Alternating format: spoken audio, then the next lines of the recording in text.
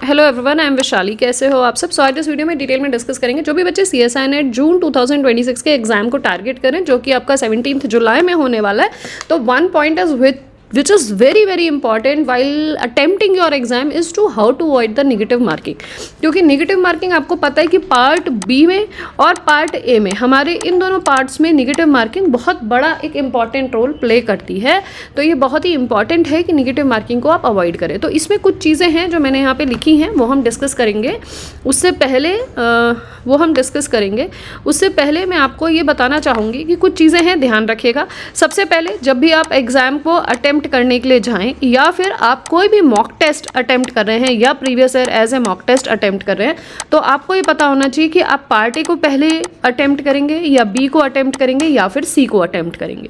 ठीक है, अब आपको पता है कि ए और बी में हमारी नेगेटिव मार्किंग है और सी में हमारे पास मतलब there is no partial marking and no negative marking. ठीक है, तो आप सी में जैसे टोटल मैथमेटिकल साइंस के स्टूडेंट को 20 क्वेश्चन करने होते हैं, और जो भी आप physical sciences, biological sciences, chemical sciences के जो भी स्टूडेंट अगर इस वीडियो को देख रहे हैं, तो जितने क्वेश्चंस आपको अटेम्प्ट करने हैं उतने अटेम्प्ट कर सकते हैं। बट इस पार्ट को पहले डिस्कस करते हैं, सी वाले को।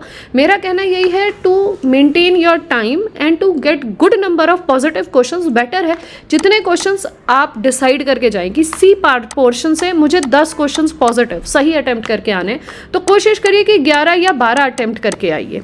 ठीक है, उससे 2 या 3 ज़्यादा, बट 20 के 20 अटेम्प्ट करने के लिए मत सोचिए, because it will waste your time. और बेटर है कि उस टाइम को आप पार्ट ए और पार्ट बी के ज़्यादा क्वेश्चंस या एक्स्ट्रा क्वेश्चंस को करने में लगाएं, अपना टाइम वेस्ट ना करें। ठीक है, तो आपकी चॉइस है। सी में आप टोटल 20 क्वेश्चंस भी कर सकते हैं, या सी में आप अपने जो भी पॉजिटिव नंबर ऑफ क्वेश्चंस आपको आते हैं उतने भी बिल्कुल सही करके उसमें से पॉजिटिव या 95% तक एक्यूरेसी करके क्वेश्चंस को कर सकते हैं।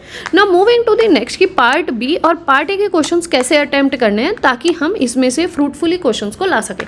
देखिए, पार्ट ए जो होता है ना, is your tricky type of questions. आपको क्वेश्चन पहला देखते ही लगता है कि यार ये आता है, बट अगर क्वेश्चंस नहीं आ रहा और आप फंस रहे हैं, तो प्लीज़ उसमें 2 चीज़ें ध्यान रखिए। क्वेश्चन में फंस रहे हैं तो मूव ऑन, आगे बढ़ जाइए। और अदरवाइज आपको लग रहा है कि क्वेश्चन आप आगे नहीं बढ़ रहे हैं, आपका टाइम 2 मिनट 3 मिनट से ज़्यादा हो रहा है, तो इसको आप सेव करके रख लीजिए और लेटर ऑन इसको आप चेक कर लीजिएगा।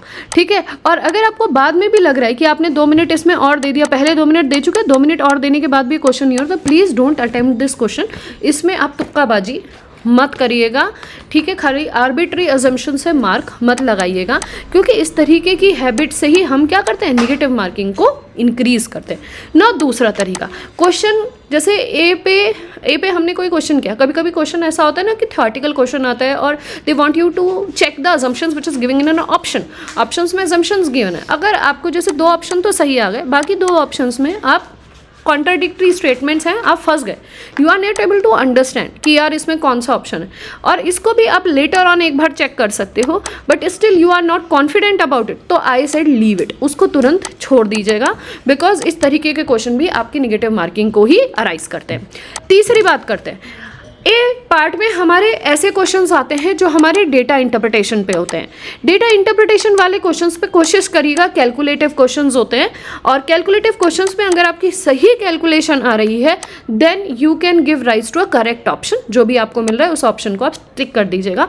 अगर आपकी कैलकुलेशन, बहुत बार ऐसा होता है कि कैलकुलेशन मिस्टेक हो जाती है, और कैलकुलेशन मिस्टेक होने के बाद हम क्या करते हैं, क्योंकि वो जो ऑप्शन देते हैं ना, वैसे 10 दिया, 11 दिया, 11.5, तो they will give you such a luring type of option जहाँ पे आप फंसते हो। तो कोशिश करिएगा कि अगर आपको लग रहा है कि 2-3 ऑप्शंस मैच करता हुआ आपका आंसर है, तो please check your calculation again. आप यहाँ पे भी तुक्केबाजी से बचेगा। Is that clear to you कि पार्ट ए को आपको कैसे डील करना है, अवॉइड करना है एक्स्ट्रा नंबर ऑफ मतलब क्वेश्चंस के ऑप्शंस को मार्क करने की जिस पे आपकी श्योरिटी नहीं हो रही है, या फिर जो ऑप्शंस आपके लिए डाइसी हो रहे हैं कि यार ए या बी में से हैं, उन क्वेश्चंस को, ऑप्शंस को अवॉइड करें मार्क करना एग्जाम में, क्योंकि यहाँ पे सबसे ज़्यादा चांसेस होते हैं नेगेटिव मार्किंग होने के। अब बात करते हैं पार्ट बी के लिए। अभी में देखिए, हमारा पार्ट बी जो होगा ना, ये सब्जेक्टिव टाइप होगा। अब इस पार्ट बी में हमें क्या काम करना है, जितने भी क्वेश्चन आपको सब्जेक्टिव और जिन सब्जेक्ट्स के आपको पार्ट बी के क्वेश्चन को मार्क करना है, तो इसमें यह कोशिश करिएगा कि जो सब्जेक्ट सब्जेक्ट्स आपने प्रिपेयर किए, because this has a negative marking, उस पॉइंट ऑफ व्यू से हम पार्ट बी को अटेम्प्ट करेंगे।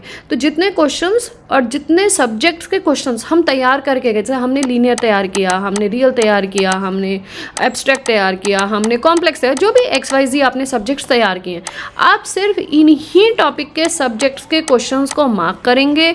इसके अलावा जो भी सब्जेक्ट्स आपने तैयार नहीं किए हैं उनको आप करस्पॉन्ड नहीं करेंगे, उनको आप मार्क नहीं करेंगे। क्योंकि अगर आप इस इंटेंशन से जा रहे हैं, मेरे पास मेंटोरशिप में स्टूडेंट्स कहते हैं कि मैम हमने सारे क्वेश्चन मार्क कर दिया और हमारा जो एग्जाम का स्कोर था वो नेगेटिव या 5-6 नंबर है, तो वो इसीलिए होता है क्योंकि आपने जो तैयारी नहीं की उसको आप कैसे मार्क कर सकते हो। तो आपको यहाँ पे एक्स्ट्रा नंबर ऑफ क्वेश्चंस करने से बचना है। कंसोलिडेट या सॉलिड उतने number of questions he attempt करने हैं जिन सब्जेक्ट्स के क्वेश्चंस आप तैयार करके गए हैं या जिन सब्जेक्ट्स को बहुत अच्छे से आपने प्रिपरेशन कर रखी है। तो that is the one way you can avoid the negative marking. दूसरी नेगेटिव मार्किंग को बचने के लिए ये कोशिश करिएगा कि जैसे आप कोई भी लीनियर अलजेब्रा का कोई क्वेश्चन कर रहे हैं, अगर ईजी है और मॉडरेट लेवल ऑफ क्वेश्चन है तो आप उसको ज़रूर अटेम्प्ट करिए। अगर आपको लग रहा है कि एडवांस लेवल ऑफ क्वेश्चन है और क्वेश्चन में मेरा 5 से 6 मिनट चला गया है, जब हमारा किसी क्वेश्चन में ज़्यादा टाइम जाने लगता है ना, तो भी हम उस क्वेश्चन को फिनिश करने के लिए, यार we should get rid of that question, उसके लिए भी हम क्या करते हैं ना कि किसी भी ऑप्शन को आर्बिट्रेरी या तुक्के में ऐसे ही मार्क कर देते हैं। That is also one of the approach बच्चे जो नेगेटिव मार्किंग के लिए यूज़ करते हैं। तो आपको वो भी क्या करनी है, अवॉइड करनी है। अगर किसी में ज़्यादा टाइम लग रहा है तो उस क्वेश्चन को या तो लेटर के लिए छोड़ के देख लीजिएगा, अदरवाइज उस क्वेश्चन को छोड़ ही दीजिएगा। नाउ नेक्स्ट, इसके बाद हमेशा याद रखिएगा कि आप अगर तुक्का लगाना चाहते हैं या कोई भी ऐसे क्वेश्चंस हैं जिनको आप सोच रहे हैं कि मुझे समझ में आ रहा है और मैं एक बार जस्ट चांस लेना चाह रहा हूँ टू चेक दैट क्वेश्चन कि मैं कर पा रहा हूँ या नहीं, या फिर मैं इसको 1 या 2 क्वेश्चंस को तुक्के लगा दूँ या अपने मन से कुछ भी इसमें मार्क कर दूँ, तो मैक्सिमम आप सिर्फ 1 या 2 क्वेश्चंस में इस तरीके से कर सकते हैं। इससे ज़्यादा क्वेश्चंस मत करिएगा। अगर आप 2 या 3 क्वेश्चन से आगे बियॉन्ड बढ़े तो ये भी आपको नेगेटिव मार्किंग की ओर ले जाएगा। ये कुछ पॉइंट्स हैं जो आपको अपने एग्जाम में ध्यान देने पड़ेंगे अपने नेगेटिव मार्क को कम करने के लिए, ठीक है। नाउ नेक्स्ट, पहला यहाँ पे है which question should be attempted first. ये आपको बिल्कुल पता होना चाहिए किन सब्जेक्ट्स को आप तैयार करके गए हो, उन्हीं पे आपको फोकस रख के पार्ट ए के, पार्ट बी के और पार्ट सी के क्वेश्चंस को अटेम्प्ट करने। पार्ट ए में तो कोई ऐसा होता ही नहीं है, लेकिन आपको ये पता चल जाता है कौन से ईजी क्वेश्चन हैं कि आप कर पाएंगे। चाहे कम ही करिएगा बट सही करिएगा। When to skip a question, जब आपको लग रहा है कि कोई क्वेश्चन ज़्यादा टाइम ले रहा है या कोई क्वेश्चन में आपने क्वेश्चन सॉल्व कर लिए, कैलकुलेशन मिस्टेक हो गई, कोई क्वेश्चन ऐसा है जहाँ 2 ऑप्शंस में आप फंस गए, इस तरीके के क्वेश्चन को आप अवॉइड ही करिएगा। इंटेलिजेंट गेसिंग स्ट्रेटेजी, अगर गेसिंग स्ट्रेटेजी लगानी है तो सिर्फ और सिर्फ गेसिंग स्ट्रेटेजी के लिए मैं आपको सिर्फ और सिर्फ कहूँगी कि मैक्सिमम 2 क्वेश्चन पे गेसिंग स्ट्रेटेजी लगा सकते हैं। उसके बियॉन्ड अगर आप जाओगे तो वो आपके नेगेटिव मार्क को इंक्रीज कर देगा। पार्ट ए, पार्ट बी और पार्ट सी में आपको कौन से पार्ट के क्वेश्चन को पहले अटेम्प्ट करने हैं, वो स्ट्रेटेजी आपको बिफोर हैंड बना के जानी होगी ताकि आप इजीली क्वेश्चन पेपर को एग्जाम में सही टाइम के अंदर अटेम्प्ट कर सके। नाउ कॉमन मिस्टेक्स स्टूडेंट्स जो बनाते हैं वो सबसे इंपॉर्टेंट है कि अगर टाइम ज़्यादा लग रहा है तो भी आप गेसिंग स्ट्रेटेजी पे जाते हो, कैलकुलेशन मिस्टेक हो रही है तो भी गेसिंग स्ट्रेटेजी पे जाते हो। अगर आपको क्वेश्चन का पढ़ के आए हैं वो टॉपिक लेकिन क्वेश्चन वहाँ पे फंस रहा है तो भी आप गेसिंग स्ट्रेटेजी को अपनाते हो। इन तरीके की कॉमन मिस्टेक्स को अवॉइड करिएगा। That's why I am saying कि पार्ट ए के रिस्पेक्ट में, पार्ट बी के रिस्पेक्ट में और पार्ट सी के रिस्पेक्ट में अपनी प्रॉपर स्ट्रेटेजी एग्जाम में जाने से पहले बना के जाइएगा। Time management is very important, so that's why I am saying कि अगर आपके पास अभी 7 दिन हैं तो कोशिश करिएगा कि कम से कम 3 मॉक या 3 पूरा फुल लेंथ PYQs को लगा लीजिए। वो आपको बहुत हेल्प करेगा टाइम मैनेजमेंट को समझने के लिए। स्कोर मैक्सिमाइजेशन, जो भी आपको स्कोर करना है एग्जाम में, उस स्कोर को अपने मैक्सिमम लेवल तक ले जाने के लिए विच इज़ वेरी इंपॉर्टेंट कि आप सबसे पहले नेगेटिव मार्किंग से बचिएगा, या फिर दूसरा कॉन्सेप्ट ये है कि आप गेसिंग वर्क से बचिएगा। तीसरा ये है कि आपके पास बिफोर हैंड स्ट्रेटेजी आपकी होनी चाहिए एग्जाम को कैसे अटेम्प्ट करना है। और चौथा, अगर आपको किसी भी क्वेश्चन में एक पर्टिकुलर डिफाइंड 3 मिनट से या 4 मिनट से ज़्यादा टाइम लग रहा है तो उस क्वेश्चन को आप लीव कर दीजिएगा, क्योंकि वो क्वेश्चन आगे जाके भी आपसे सॉल्व नहीं होने वाला है। 5वां पॉइंट इज, और जो टॉपिक आप तैयार करके गए हैं, जो आपके मैक्सिमम बूस्टिंग या मैक्सिमम कॉन्फिडेंट तैयार टॉपिक हैं, उन्हीं पे आपको फोकस्ड होकर काम करना हैं। और सिक्स्थ सबसे इंपॉर्टेंट पॉइंट, सारे क्वेश्चंस अटेम्प्ट नहीं करने हैं। पार्ट ए के कुछ क्वेश्चंस, पार्ट ए के बी को कुछ क्वेश्चंस, पार्ट सी के क्वेश्चंस मैं नेक्स्ट वीडियो में आपको बताऊंगी कि ए बी सी के कितने मैक्सिमम क्वेश्चंस आपको अटेम्प्ट करने एग्जाम को क्वालिफाई करने के लिए। तो सारे क्वेश्चंस, ऑल क्वेश्चंस हमें अटेम्प्ट नहीं करने हैं। आई होप इस वीडियो से आपको हेल्प मिली होगी कि किस तरीके से आप एग्जाम के दौरान निगेटिव मार्किंग से बच सकते हैं। So thank you for watching my videos and please share this videos with your classmates and friends. Thank you.